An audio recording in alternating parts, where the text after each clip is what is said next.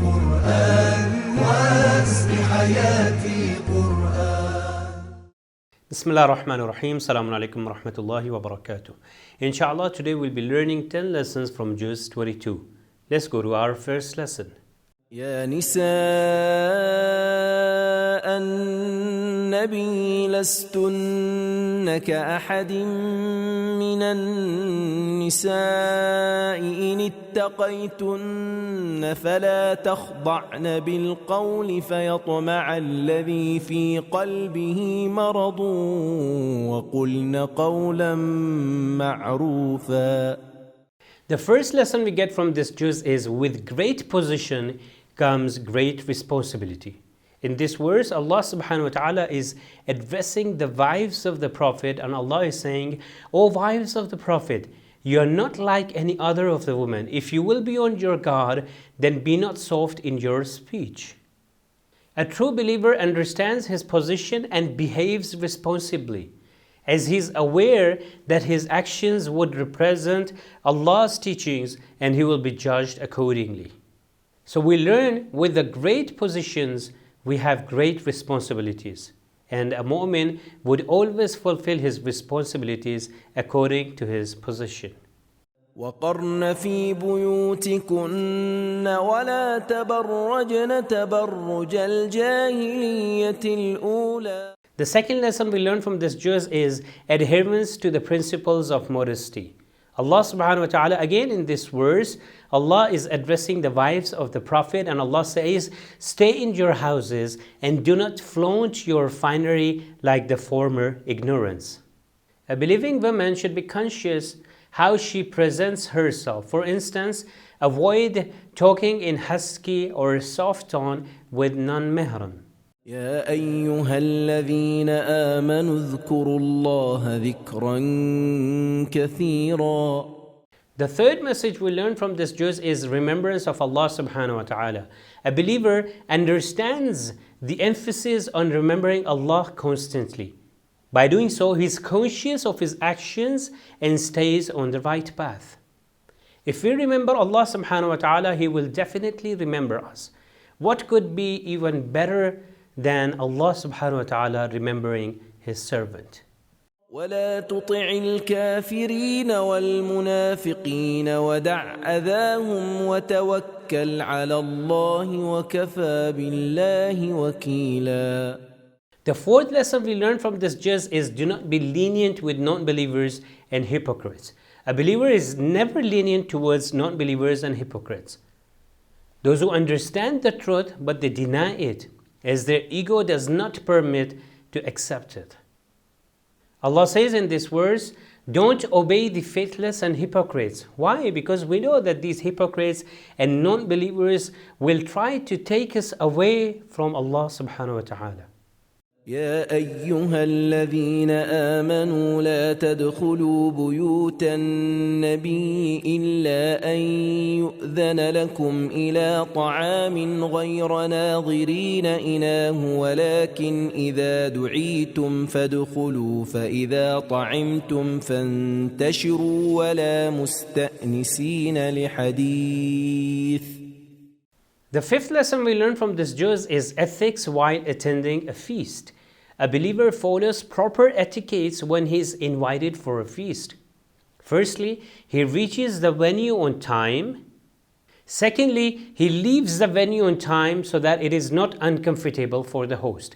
But unfortunately, we have seen that sometimes when you invite someone and you are the host, the guests, either they come late, and if they come, they would keep sitting. So Allah subhanahu wa ta'ala is teaching us that we should reach the venue on time and we should leave on time so it doesn't become uncomfortable for the host. إن الله وملائكته يصلون على النبي يا أيها الذين آمنوا صلوا عليه وسلموا تسليما. The sixth lesson we get from this juz is greetings and salutations to the Messenger of God. A believer is encouraged to recite salawat. It is a dua to send Allah subhanahu wa ta'ala's blessing on Prophet Muhammad and his progeny.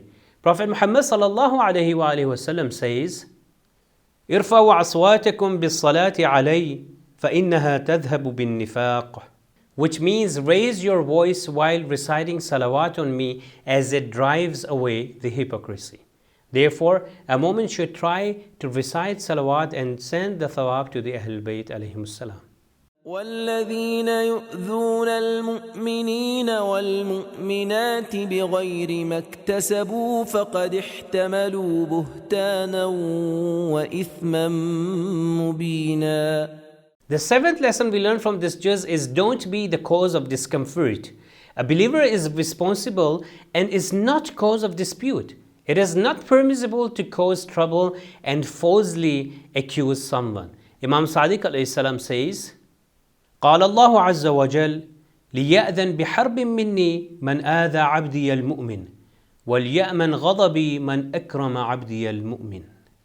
The gist of the hadith is, Imam is saying that Allah says, whoever troubles my believer, it's like he has announced to wage a war against me, and whosoever respects my believer, he is safe from my anger.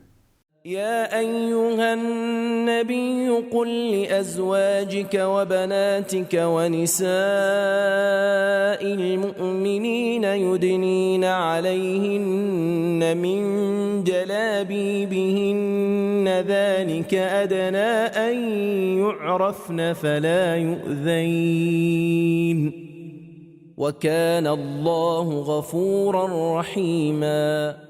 The eighth lesson we get from this juz is maintaining proper hijab. Believing woman will guard her modesty by doing proper hijab. If she demands, she loves Bibi Fatima Zahra Salamullah alayha, she should follow her footsteps by being modest and by having that proper hijab. Allah subhanahu wa ta'ala says in this verse, O Prophet, tell your wives and your daughters and the women of the faithful to draw closely over themselves their chadars. إنا نحن نحيي الموتى ونكتب ما قدموا وآثارهم وكل شيء أحصيناه في إمام مبين. The ninth lesson we learn from this juz is the effects of deeds. A believer understands that as you sow, so you reap. Whatever deeds we do today will get reward or punishment for it accordingly, as every deed is recorded and Allah subhanahu wa ta'ala is just. So we understand if a person who has done good deeds in this life, he'll be getting the reward of those actions in the hereafter. The same way, if a person indulged in bad and committed sins and did bad actions, he will be getting the adab and punishment in the hereafter for those a'mal. وجاء من أقصى المدينة رجل يسعى قال يا قوم اتبعوا المرسلين. The last lesson we get from this juz is supporting the right despite limited numbers. Even though the majority will not understand the truth, a believer stands with the truth and follows it. Imam Ali alayhi salam says, أيها الناس لا تستوحشوا في طريق الهدى لقلة أهلي. Which means, all those who follow the right path, do not feel lonely just because only few follow it. Therefore, we should support the right and stay steadfast. These were the 10 lessons. Inshallah, we'll come again with the 10 lessons of the next juz. Till then, wassalamu alaikum wa rahmatullahi wa barakatuh.